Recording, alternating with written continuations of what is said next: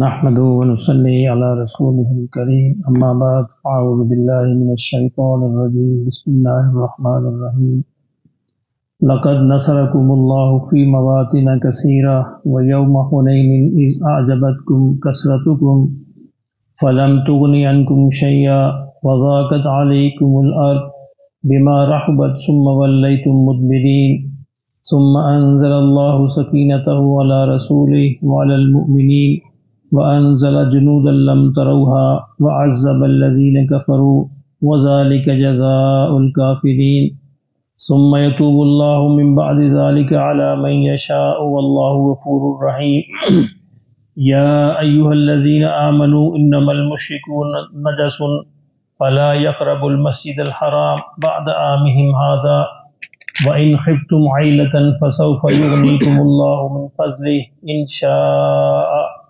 إن الله عليم حكيم قادر الذين لا يؤمنون بالله ولا باليوم الآخر ولا يحرمون ما حرم الله ورسوله ولا يدينون دين الحق من الذين أوتوا الكتاب حتى يؤتوا الجزية عن يد وهم صاغرون صدق اللہ العظیم۔ فرمایا کہ لقد نصرکم اللہ فی مواطن کثیرۃ، اللہ نے فرمایا کہ تمہاری اللہ نے مدد کی ہے بہت سے مواقع پر۔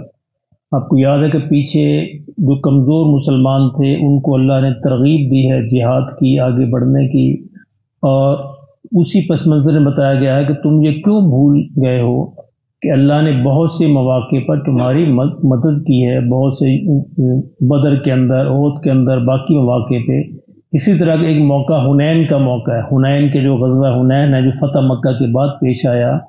فرمایا کہ لقد نصرکم اللہ نے تمہاری مدد کی ہے فی مواطن کثیرۃ، بہت سے مواقع پر، ویوم حنین، اور اسی طرح حنین کے موقع پر بھی، اذ اعجبتکم کثرتکم، کہ جب تمہاری کثرت پہ تم اترا رہے تھے، یعنی بہت زیادہ تعداد کے اندر تم تھے، فلم تغنی عنکم شیئا، لیکن تمہاری کثرت نے تمہیں کچھ بھی کام نہ دیا، وضاقت علیکم الارض، اور زمین تم پر تنگ ہو گئی، بما رحبت، اس کی فراخی کے باوجود، ثم ولیتم مدبرین، اور پھر تم پیٹ پھیر کر بھاگ پڑے۔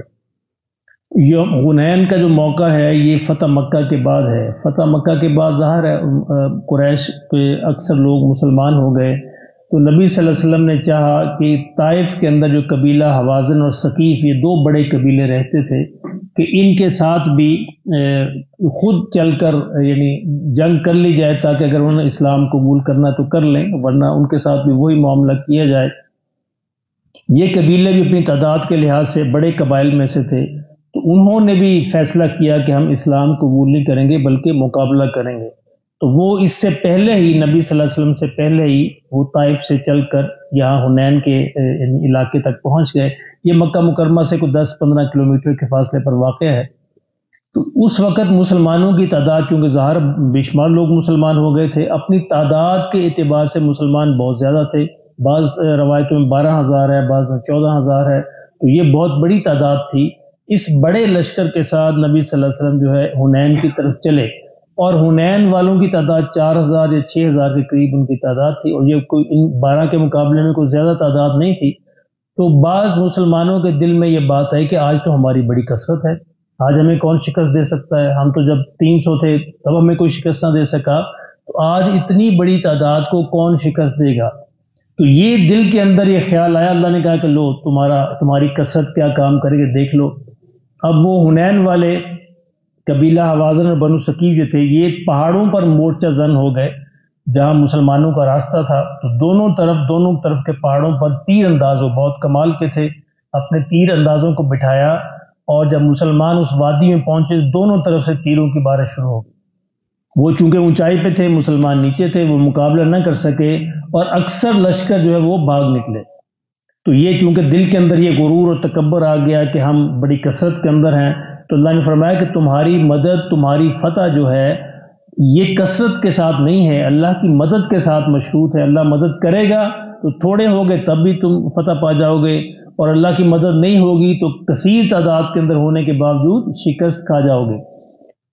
صرف چند 100-200 بعض میں 300 صحابہ ہیں جو نبی صلی اللہ علیہ وسلم کے ساتھ جو ہے میدان کے اندر موجود رہے، اور نبی صلی اللہ علیہ وسلم خود میدان کے اندر موجود رہے، اور آپ فرما رہے تھے کہ میں اللہ کے نبی ہوں اور اس میں کوئی شک نہیں ہے۔ اور پھر آپ نے حضرت عباس سے اور دوسرے صحابہ سے کہا کہ صحابہ کو بلاؤ، ان کو آواز دو کہ حضور ادھر ہیں۔ تو پھر وقتی طور پر یہ شکست ہوئی، اور اس کے بعد جو صحابہ پھر دوبارہ ایک دفعہ اکٹھے ہوئے تو اللہ نے پھر فتح عطا فرمائی۔ اسی موقع کو اللہ نے یہاں پہ بیان فرمایا کہ دیکھو اللہ نے بہت سے مواقع پر تمہاری مدد کی ہے، ان میں سے ایک موقع حنین کا موقع بھی ہے۔ اس موقع پر بھی فرمایا کہ اللہ نے تمہاری مدد کی جبکہ زمین تم پر اپنی فراخی کے باوجود تنگ ہو چکی تھی اور تم بھاگ پڑے تھے، پھر بھی اللہ نے بعد میں تمہاری مدد کی اور تم فتح نصیب ہو گئی۔ پھر اس جنگ کے اندر مسلمانوں کو بہت زیادہ مال غنیمت ملا، کیونکہ قبیلہ یہ ثقیف اور حوازن والے اس شکل کے اندر آئے تھے کہ وہ اپنا سارا مال و متاع اور سارے بیوی بچے ساتھ لے کے آئے تھے، صرف اس وجہ سے کہ ہم بھاگ نہ سکیں، تاکہ میدان جنگ میں بھاگنا پڑے تو بیوی بچوں کے خیال سے ہمارے پاؤں نہ اکھڑیں اور اپنے مال کے خیال سے پاؤں نہ اکھڑے۔ چنانچہ یہ سارے کے سارے لوگ قیدی بن گئے اور سارا مال و متاع مسلمانوں کے قبضے کے اندر آ گیا۔ اس جنگ میں تقریباً ہزاروں کے 40,000 کے قریب بکریاں ہیں، 24,000 کے قریب اونٹ ہیں، اتنی بڑی تعداد میں مال غنیمت مسلمانوں کو ہاتھ آیا۔ البتہ جو قیدی تقریباً 4,000، بعض روایتوں میں 6,000 ہیں، یہ قیدی جو تھے بنائے گئے تھے، یہ نبی صلی اللہ علیہ وسلم کے ایک حکم پر چھوڑ دیے گئے۔ اور وہ بھی بڑی خوبصورت روایت ہے کہ حضور صلی اللہ علیہ وسلم کی رضائی بہن حضرت حلیمہ سعدیہ کی بیٹی، وہ بھی اس جنگ کے اندر قید ہوئی، کیونکہ وہ بھی اسی قبیلے سے تھی۔ اور جب ان کو پیش کیا گیا، مسلمانوں نے قید کیا، تو انہوں نے کہا کہ دیکھو میں تمہارے نبی کی بہن ہوں۔ تو وہ اس کو حضور صلی اللہ علیہ وسلم کے پاس لے آئے کہ یہ عورت یہ دعویٰ کرتی ہے کہ یہ آپ کی بہن ہے، رضائی بہن ہے۔ تو حضور صلی اللہ علیہ وسلم نے اس سے پوچھا کوئی نشانی، اس نے اپنا بازو دکھایا کہ بچپن میں آپ نے یہاں پہ کاٹا تھا، اس کا نشان ابھی تک موجود ہے۔ تو نبی صلی اللہ علیہ وسلم نے فرمایا کہ تم کیا چاہتی ہو، مال و متاع چاہتی ہو؟ اس نے کہا کہ نہیں میں کچھ نہیں چاہتی، میرے قبیلے والوں کو چھوڑ دیا جائے۔ اللہ اکبر۔ حضور نے فرمایا صلی اللہ علیہ وسلم کہ بھئی میں اپنا حصہ تو چھوڑ سکتا ہوں، باقیوں کا کیسے چھوڑوں؟ یہ ہے انصاف۔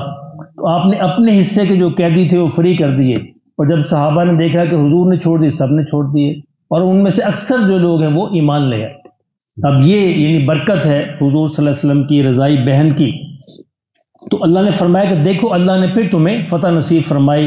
ثم انزل اللہ سکینتا، فرمایا پھر اللہ نے سکینت، اطمینان نازل فرمایا علی رسولہ وعلی المؤمنین، اپنے رسول پر اور مومنین پر۔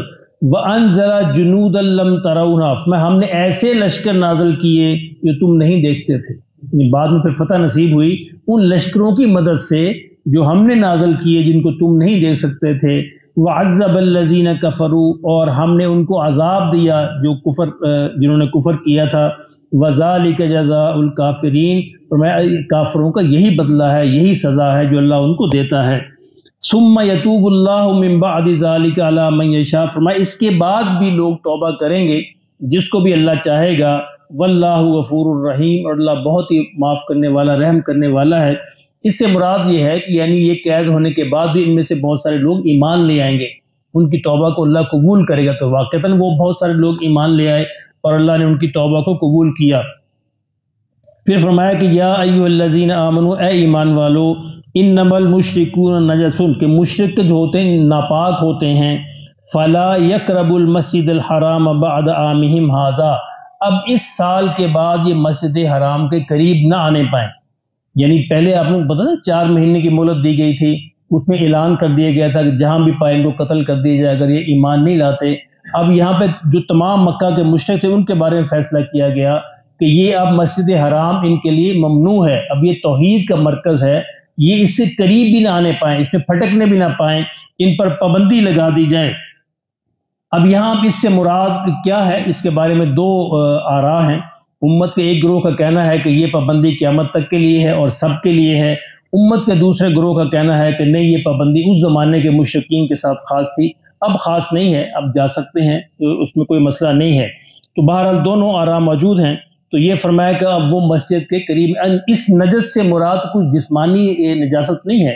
جسمانی نجاست تو مسلمان بھی اگر وہ بھی نہیں آ سکتا مسجد میں، یعنی مسلمان بھی اگر جسمانی طور پر ناپاک ہو تو وہ بھی نہیں آ سکتا۔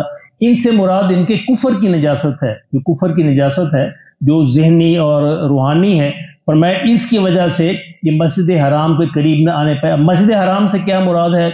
इनमें एक मुफस्सरीन का ग्रोह कहता है कि मस्जिद हराम से मुराद मस्जिद हराम ही है, बैतुल्लाह, और दूसरे कहना है कि नहीं, पूरी हुदूद हरम जो इससे मुराद है।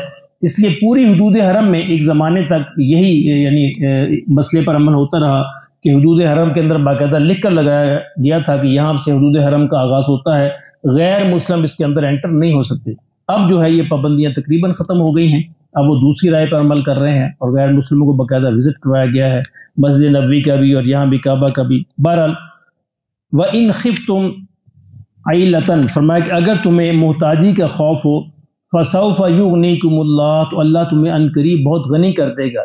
इससे क्या मुराद? इससे मुराद ये है कि मुसलमानों को ये फिक्र पैदा हुई कि जब हज रुक जाएगा, हज का सीजन रुक जाएगा, फिर हमें किस तरह ये माल तिजारत कैसे आएगा? क्योंकि ये बहुत बड़ा मौका था मुआशी सरगर्मी का भी, और इससे मुआशी सरगर्मियाँ मक्का की सारी इसी पर डिपेंड करती थी। तो अल्लाह ने फरमाया कि ये परेशान ना हो, व इन खिफ्तुम अइलतन, कि अगर तुमने, चूंकि मुशरिकीन की हज पर पाबंदी लग गई है, अब वो मुशरिकीन हज नहीं कर सकते, ना काबा की वो तवाफ कर सकते हैं, अगर तुम्हें इसका खौफ है, फसौफ युगनीकुमुल्लाहु मिन फज़ली, मैं अल्लाह अपने फजल से तुम्हें गनी कर देगा, अल्लाह तुम्हारे लिए और रास्ते निकाल देगा इंशा, अगर अल्लाह ने चाहा। इन्नल्लाह अलीमुन हकीम, फरमाया अल्लाह बहुत ही जानने वाले और बहुत ही हिकमत वाले हैं। कातिलुल लज़ीना ला युमिनूना बिल्लाहि वला बिल यौमिल, अब ये मुशरिकीन का हुक्म था, अब अहले किताब का हुक्म आया कि अहले किताब जो इस इलाके के अंदर मौजूद हैं उनका क्या हुक्म है। फरमाया उनके साथ भी जिहाद करो। कातिलुल लज़ीना ला युमिनूना बिल्लाहि वला बिल यौमिल आखिर, जो अल्लाह और रोज़ आखिरत पर ईमान नहीं रखते। अब सवाल ये है कि अहले किताब तो ईमान रखते हैं, अल्लाह पर भी ईमान रखते हैं, रोज़े आखिरत पर भी ईमान रखते हैं, तो यहाँ अल्लाह ने ये क्यों कहा? मतलब इसका ये है कि हकीकी मायनों में ईमान नहीं रखते। जिस तरह ईमान लाने का हक है उस तरह ईमान नहीं लाते, ना आखिरत पर ना अल्लाह पर। और मुसलमान भी आज ऐसे ही हैं। क्यों? मुसलमान भी आज ऐसे हैं, यानी कहते तो हैं कि हम अल्लाह पर रोज़े आखिरत पर ईमान रखते हैं, लेकिन जैसा ईमान लाने का हक है ना अल्लाह पर वैसा ईमान है, ना रोज़े आखिरत पर वैसा ईमान है। फरमाया कि इनके खिलाफ जिहाद क्यों करो? तीन चीजें हैं। पहली बात, ला युमिनूना बिल्लाह, अल्लाह पर यानी ईमान लाने का सच्चा हक नहीं रखते, वला बिल यौमिल आखिर, और ना रोज़े आखिरत पर ईमान का हक अदा करते हैं, वला युहर्रिमूना मा हर्रमल्लाहु व रसूलुहु, और जो अल्लाह और उसके रसूल ने हराम ठहराया है ये उसको हराम नहीं समझते, यानी अल्लाह के रसूल के हुक्म के खिलाफ करते हैं। जिन चीज़ों को उन्होंने हराम ठहराया है उनको इस्तेमाल करते हैं, जिन्होंने हलाल किया है उसको इस्तेमाल नहीं करते। अपनी मर्जी से हलाल व हराम इन्होंने इख्तियार किया है। वला यदीनून दीनल हक, और दीन हक पर सही तरीके से अमल नहीं करते। ये चार जराइम हैं इनके, यानी मुशरिकीन का जुर्म तो शिर्क है, लेकिन अहले किताब का जुर्म क्या है कि अल्लाह पर और रोज़े आखिरत पर सही तरीके से ईमान न लाना, और अल्लाह रसूल की हराम ठहराई हुई चीज़ों को हराम न समझना, और दीन हक पर सही तरीके से अमल न करना। मिनल्लज़ीना ऊतुल किताब, यानी जिनको किताब दी गई है, ये उनका हुक्म है। इनके बारे में क्या करो? हत्ता युअतुल जिज़िया, कि इनसे जिज़िया लो। उनका हुक्म है कत्ल करने का, यानी अगर ये जिज़िया दें फिर इनको किताल नहीं किया जाएगा, फिर इनको नहीं मारा जाएगा। हत्ता युअतुल जिज़िया अन यदी, खुद अपने हाथों से ये टैक्स दें, वहुम सागिरून, और ये मतहत बनकर रहें, यानी इनको ये फायदा होगा अल्लाह पर ईमान रखने का, अगरचे हकीकी मायनों में नहीं है, यानी नाम का जो ईमान है उसका भी फायदा ये होगा कि ये अपनी जिंदगी बरकरार रख सकते हैं दो शर्तों के साथ, कि मुसलमानों को टैक्स दें और मुसलमानों की हुकूमत में मतहत बनकर रहें, तो फिर ये रह सकते हैं। और वरना इनका भी मुशरिकीन वाला हशर किया जाए, अगर ये इस शर्त को तस्लीम नहीं करते, जिजिया नहीं देते और मतहत बनकर नहीं रहते, फिर है कातिलुल लज़ीना, फिर इनके साथ भी मुशरिकीन का जो अमल है वो इनके साथ किया जाए।